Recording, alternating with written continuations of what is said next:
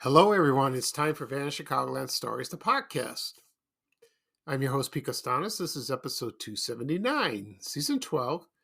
Today's date is November 28th, 2023, and welcome to the program. It's been a week since I've been on the air.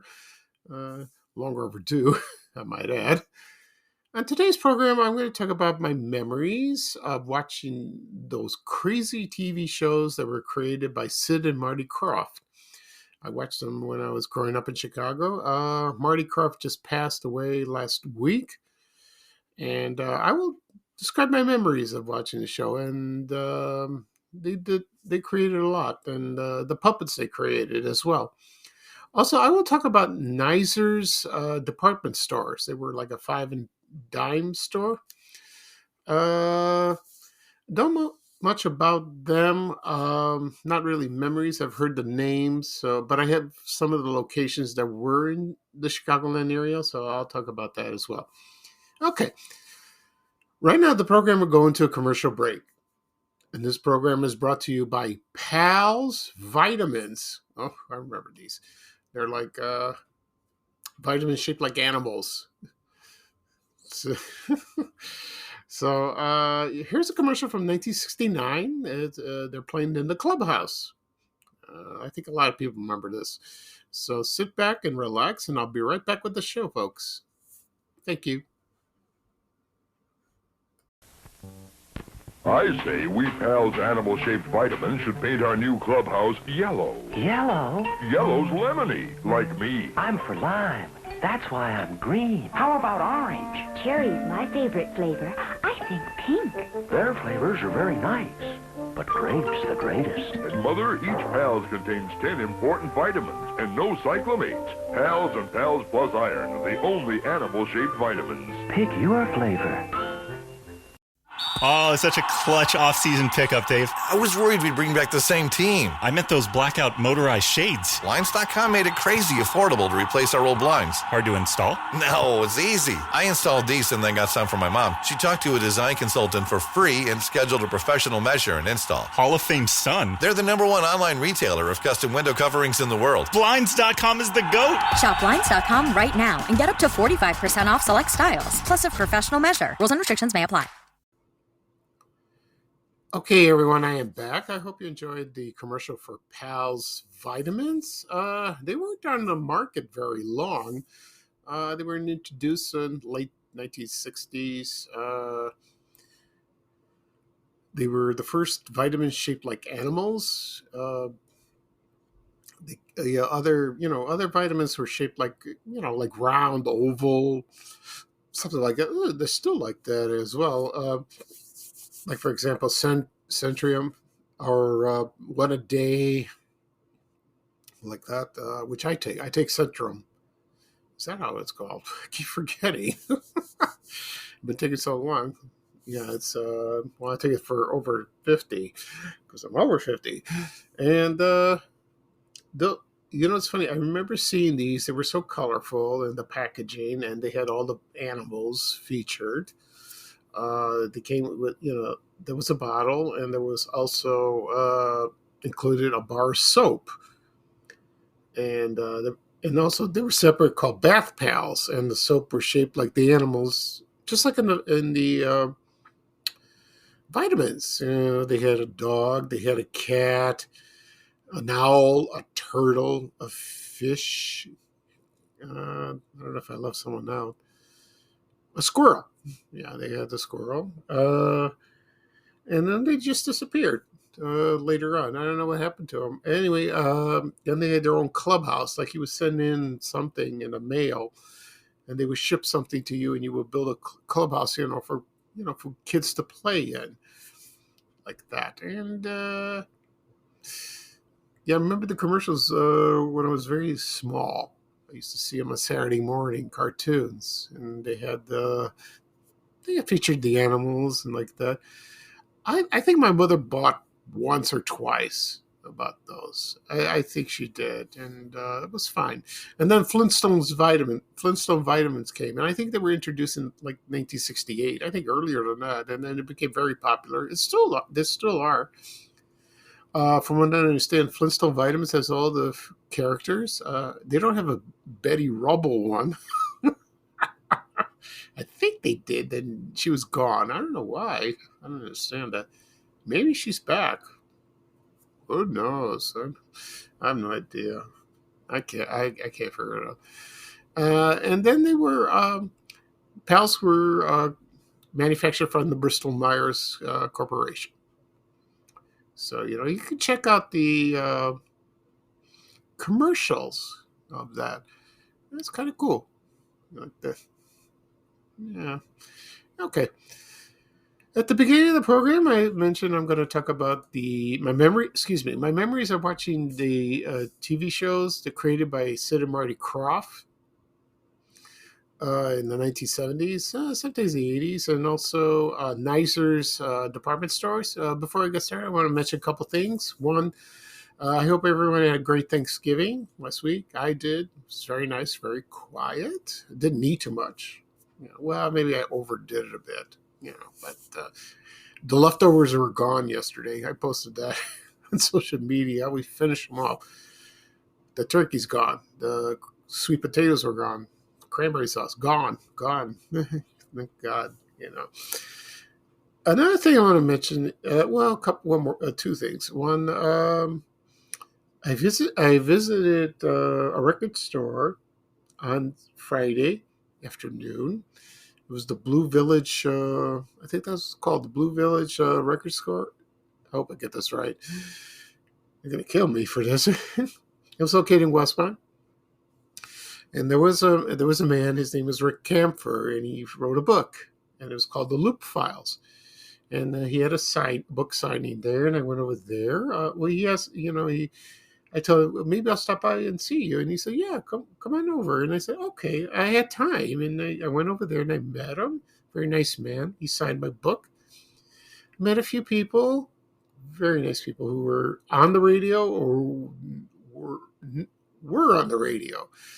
And that was kind of nice. And some people that weren't on the radio. And I met the owner of the store. And that was nice. If you like to collect vinyl LPs or CDs or cassettes, that's the place to go. They got a lot in stock, a lot of them, and it's kind of nice. It's a nice store. I might visit again, just to browse. Yeah, it's very nice. And then tomorrow morning, I have my visit to the urologist, and I'm very nervous. I don't like to go, but I have to go and see how I'm doing. Oh, I hope it's not bad news. Because of my PSA went up a bit. Maybe it's nothing. Let's see what the doctor would say. Maybe change the medication or something else he'll do. Or I'm going to my oncologist in February. Maybe that appointment will be moved up before that. I don't know. We'll see. He's going to discuss it with me. Excuse me.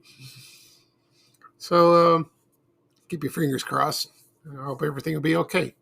Okay. Excuse me. My throat's dry because it's winter and it's I'm indoors, so it's just bear with me. I don't mean to cough. All right, let's get started on about the TV shows created by Sid and Marty Kroft. As I mentioned, Marty Kroft passed away on November 25th, 2023. He was how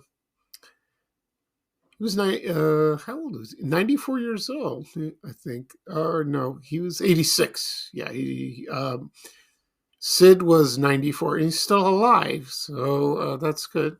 They were born in Montreal, Quebec, Canada. Their real names were Yolas, and they were Greek and Hungarian descent. And Then they moved to Providence, Rhode Island, then to New York, and then Sid Kroft became a puppeteer and worked in vaudeville and was in Ringling Brothers and Barnum Bailey Circus. And they created all these puppets and together, and then they got into television. One of the earliest TV appearances was on the D. Martin Show in 1965. And then they designed the characters and the sets of the Banana Splits, with those characters. Oh, I love that show. It's funny. I didn't watch it when it aired, but I watched it on reruns on WFLD TV Channel 32 in Chicago. Which was, oh my God, I was mesmerized by that show. I loved it. They did some slapstick. They performed songs and all kinds of goofy stuff. And the first show they produced was called H&R Puffin Stuff. And H&R Puffin Stuff was featured a dragon. He was the mayor of the show. And what was it? There was a young boy named Billy. He had a talking fife. I think his name is Freddie. Yeah. And they were sailing in the ocean, and all of a sudden there was a witch, and there was her name was Witchy Poo. And she cast a spell, and then they got lost, and then they landed down, I forget what the name of the place was, Puffin Stuff, So, well, I'll find it. Anyway, Living Island. Yeah, that's what it's called. Living Island. Yeah, I forgot about that. And it was consisted of characters, objects. Most of them talk, and some of the most recognizable things or people were there, like Cling and Clang. They were police officers. Witchy Poo was played by Billy Hayes. She was hilarious. I loved her. She would hit her henchmen all the time. And her henchman was Orson the Vulture. There was also Seymour Spider and also Stupid Bat. Oh, that's hilarious, like that. And so then they had songs in between, and they were singing, and that only lasted a year, but they made a movie out of that. And I've seen the movie once. I haven't seen it in a long time. I should watch it. I have the show on DVD, and it's fun. It's fun to watch. It really is. And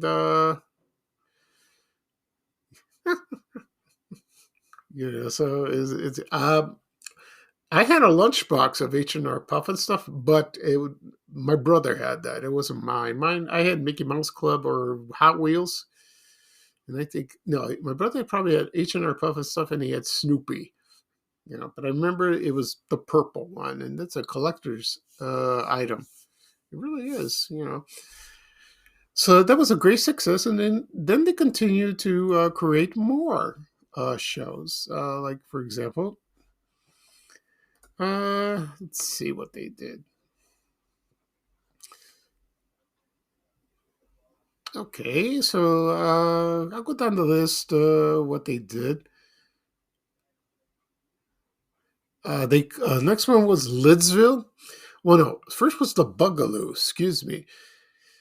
There was these 4 teenage kids. They were like butterflies or something like that, and then they had Martha Ray as a witch. That lasted a year too. I didn't see much of that one. Not really, but it's funny. The DVD, it's available on DVD, but it's very rare and it's very expensive. So if you're a fan of that, well, good luck if you can find it. Okay, and the other one was, which I mentioned previously, was Lidsville. That was one of my favorites because I love the hats. It was a land of hats. It was the story goes when there was a kid. His name was Mark. It was played by Butch Patrick, who we all know as Eddie Munster from the Munsters. And there was Merle the Magician, played by none other than Charles Nelson Riley, who hams it up everywhere. It's just it's hilarious. And they set the show at Six Flags over Texas. I wonder if it's still there. Yeah, it is there. Yeah, it's in Arlington. Outside of Dallas. Fort Worth, Dallas. Like the and then he was curious. Mark went into his dressing room, and then he took his top hat, and then it grew enormously, and he fell in, and then he just went into the hat land. I think that's what it was called. And then there was a magician. He was a bad guy. His name was Horatio J. Hoodoo. And so he went to Lidsville, and he found a friend called Weenie. She was a genie, played by Billy Hayes, who played Witchy Poo, which, in fact, she appeared on the show. Witchy Poo did appear on that. So she played two roles. And the show was hilarious, because Hoodoo had four henchmen. They would try to, I don't know, they tried to get, trying to, cause trouble and all that. And, of course, Mark was trying to get home. I don't know if he never did, because the show ended, about 17 episodes or something like that. And it was cool to see all the hats talking and all that. My favorite scene is like when you're in Hoodoo's hat, there's this band in the back. And whenever Hoodoo would mention a word, they would start playing and go, dun, dun, dun, dun, dun, dun, dun, dun. And he calls them names. I love Charles Nelson Riley. He's the most funniest actor I ever seen in my life. I loved him on Match Game, and he was great. He played a serious role in X-Files, which I've been watching lately, and he was in there. He was great in that. And that lasted a year as well. And then let's see what else are there. So I'll mention the shows really quickly. Okay, there was Sigmund and the Sea Monsters. Remember that? There was Pryor's Place. He also produced variety shows. Also, Barbara Mandel and the Mandel Sisters. The Kroft Superstar Hour, also known as the Bay City Rollers show. I remember this show. Captain Cool. Oh, that was funny. They played music and all that, and then they had segments like that. They also produced the Brady Bunch Hour, where, excuse me, when everyone got reunited except Jan, Brady, they had their own variety show. Here's a funny story about this. A lot of people didn't like the actors did not like it. The kids didn't like it. Florence Henderson didn't care for it. Robert Reed did. He loved doing it. He didn't like the Brady Bunch, but he loved doing this show. Yeah, I'm trying to figure this out myself. I don't know. So yeah, Alice was there too. Yeah. So that didn't last very long. So then in 1976, they had the Kroft Super Show, and they had these segments. And the shows that were under this umbrella was Dr. Shrinker, Electric Woman, and Diner Girl, which features Deidre Hall from Days of Our Lives. Yeah, and also Captain Cool and the Kongs. That's the one I mentioned. Wonderbug, Bigfoot and Wild Boy, and Magic Mondo. And there were others. They also were on the Donnie Marie Show, the variety show. The Lost Saucer. It featured Jim Nabors and Ruth Buzzy. Far Nuts, Space Nuts. That's with Bob Denver. Gilligan with Chuck McCann. That show was funny. He was like the skipper, like that. That was Far Nuts. One of the most famous shows that was serious was Land of the Lost, and they made a movie about that. And I didn't care much about that, but it became very popular. And each of these shows didn't last very long, so it's a shame. like that. And most of them are on DVD if you like. And I'm sure there are others. I think there was DC Follies. That was in the 80s. There were others like that. And so that's about it. So I started watching them when I was very little. They showed them on Saturday mornings. I think on either all channels, like Channel 2, Channel 5, Channel 7. Then they had the reruns. And then Sid Marty Kroft had an amusement park. And it was built in Atlanta, Georgia, and was based on the various TV shows of them produced by those two. And it was built on the Omni International Complex, and it opened great on May 26, 1976, and then they televised it, but it didn't do well. It suffered poor attendance. A lot of people didn't, and then it was experiencing urban decay, and there was like housing projects and built nearby, and it wasn't considered a safe place for the family. And like I said, they closed about 6 months, and I remembered this. I watched a special, so it was kind of. And you know what? It wasn't much of a park. I mean, it's not like you would spend the entire day with your family. It didn't have. I don't think it had rides that much. Now it does. Six Flags Over Georgia does. The theme park, that is. I think they moved it, and I know one thing. The original carousel from Riverview Park is in Six Flags Over Georgia. It's in outside of Atlanta. I like to go there one day. So, and then all of a sudden they built now it's the CNN Center, headquarters for CNN, cable. That's kind of, which I went there. I went to Atlanta there on a tour. I visited there, and I went on a tour. It was very interesting. Yeah, I remember there was this one lady. She went on a tour and she fell down. So I felt so bad, So I picked her up, because she didn't look where she was going for some reason. And anyway, so so I went for the tour. Then I went to the Coca-Cola Museum, so that was great. Okay, so that was a lot of fun, So and. I haven't seen as for Sid and Marty Kroft shows. They don't show them on reruns. Maybe they're on streaming.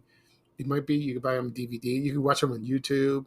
But those characters, and a lot of people said it's like you're on acid with all the colors and all these weird situations going on like that. Oh boy, I don't know. That's bizarre. I loved it, and a lot of people did. So it's a shame that Marty Kroft died. Him and his brother created something very enjoyable for kids and adults.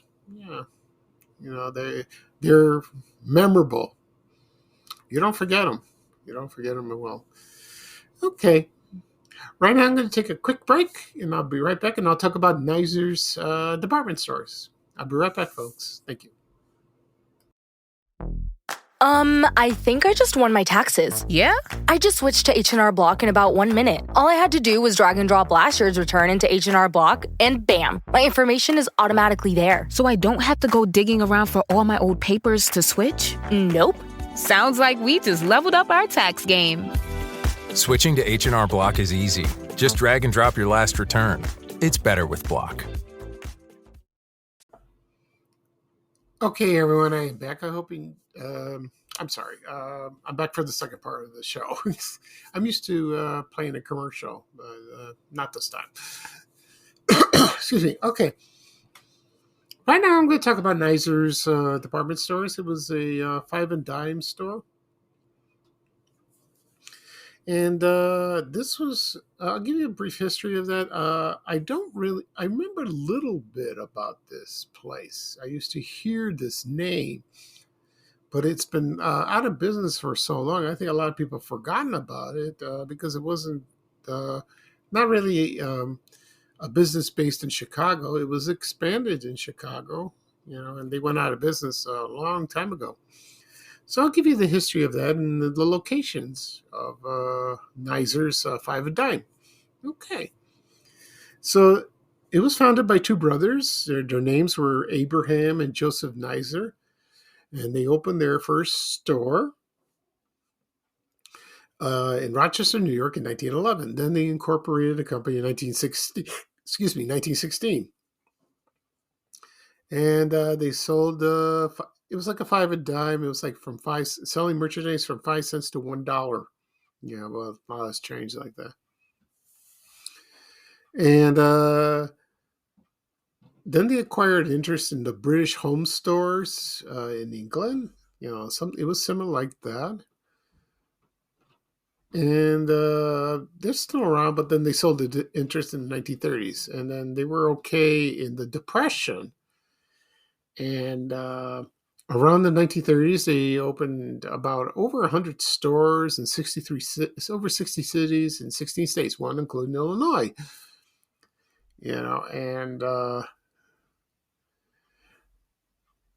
And then Abraham Neisner died in 1933, and he was on a ship called the Essex Rex, and that was an Italian ocean liner. And then it was later headed by Joseph's son, Fred. He became chairman of the board, and Abraham's son, Melvin. I don't know when Fred died. I'm not sure. As I go along, I'll figure it out. Then during the 1960s and 70s, they created the Big N division, which is sort of like Walmart or Target, usually. And that was mostly located in New York and out in the Northeast, not in Chicago. No, they didn't have that. We just had the chain, the $5 stores here. Then in December 1st, 1977, they filed for bankruptcy, and Ames Department Store acquired the chain in 1978, which, in fact, I think they bought later on Zare. I think so, like that. Anyway, so let's see what other information. So it was like the Five a Dime. It was like Woolworths or Kresge's. I shopped there a lot. My mother did too, and any Scott's. All these stores you would find in every corner of your neighborhood, like that. And so it was. It's amazing like that. It wasn't a fancy store, but they had everything. But they also had a cafeteria, like Woolworths or like Kresge's. Like I mentioned that. And also they had a pet section, like a pet store if you want to buy that. Let's see what else. So it was not a bad store. Now the locations of the store, I have them right here. This is from the Chicago Tribune. There's an ad. I'm sure there were other locations. I just thought of a couple more, but here is what it says in the ad from 1959 and where it was located. And I'll read them off very quickly. On the north side, it was on 501 West North Avenue, 2452 West Devon. That's about Western, on the corner, maybe on the corner of that, or I think west of that. 3245 North Clark Street, 5254 North Clark Street. So you had two on that same street. On the southwest side, you had it at 3415 West 26th Street. That's the Little Village neighborhood. Also, 63rd east of Kedzie in the Marquette Park neighborhood. Also on Archer Avenue at 4255. That was the address. Also 47th on Ashland. I think it was the Beck of the Yards neighborhood. Also 3548 West Irving Park up north. South side, 34th and South Halsted, that in the Bridgeport neighborhood, excuse me. Also on Roosevelt and Halsted, probably near USC campus. 39th and Cottage Grove, also at 411 East 47th Street. That's on East Side, like I think it's the Bronzeville neighborhood over there. Also at 111th in Michigan, right near where I used to live. In Roseland, near Gately's People Store. I think it was gone by the time I moved there. It wasn't there. There was also on the west side, Madison and Kedzie, Madison and Pulaski, also 71, 74 West Grand. There was on Milwaukee Avenue, 1343 North. That's the address. Also 5612 West Cermak. Also on Cermak, it was on Berwyn. It was there. So, well, I think the one 5612, I think that's Cicero. I think that's what it was. So there was one in the suburbs. They had it in Berwyn, in Evanston, 1614 Sherman, Joliet, 151 North Chicago. Also in Oak Park, Illinois, 1135 Lake Street. Also 3 out of state nearby. Racine, Wisconsin, Waukegan. Well, not Waukegan wasn't out of state. It's in Illinois. Excuse me, near the Genesee Theater, I think, and also in Gary, Indiana. Okay. Also, somebody mentioned, I think it was in Winston Plaza in Melrose Park. Probably was there. I don't know. So to tell you the truth, I never saw one when I was growing up. Not really. There wasn't one where I lived, and then when I moved to Ashburn, I didn't see one. So they were just disappearing at the time. So, but you can find some items from the store. I just found a sign on eBay. I posted that. I also found a shopping bag, and they're very rare. And photos. There's some photos floating around the internet. From other states. There was one in Florida, one in New Jersey. Couldn't find one in Illinois. I wish I did. I wish I could find one. That'd be cool. To post that, but I guess not. Okay. So that's another, excuse me, another department store that went bye-bye, to Vanna Chicagoland. Okay. So that's it for this show. I'll do a recap of what I talk about on this program. I talk about my memories of watching the TV shows created by Sid and Marty Kroft in the 1970s. Also talk about Neisner's department stores. This podcast will be published later today. Wherever podcasts are available, on all the apps, Apple Podcasts, Google Podcasts, Spotify, Amazon Music, also Breaker, Overcast. Also be posted on my blog, VanChicagoland.blog. Also, it'll be on my YouTube channel, Van Chicagoland Stories. Now, I keep repeating this. If you want to listen to my podcast, go to YouTube. Do a search, subscribe. You get a notification of a new episode, and you're all set. And you can also listen to previous episodes if you like, if you have time. You could do that on the apps as well. Also, it'll be posted on my social media accounts, Facebook, X, Instagram, Threads, and also Reddit and LinkedIn. If you're on those websites, help yourself. I will do another episode this coming weekend. Probably 1 or 2, maybe 1. We'll see. I might be out Sunday. I'm not sure. I'll figure it out. But Saturday for sure I'll do one. So I'll have to think of something. Okay. So this is Pete Costanis, your host of Van Chicagoland Stories, the podcast. Thank you for joining me. I had a wonderful time. Today is sunny, but it's cold. Very cold. Oh, it's like in the 20s. Sweater weather. So it's like just bundle up when you go out. Okay. And here's bye-bye for me. And here's Ray Rayner with a little traveling music saying bye, bye, bye. Take care, everyone, and so long. We have to go. Bye, bye, bye.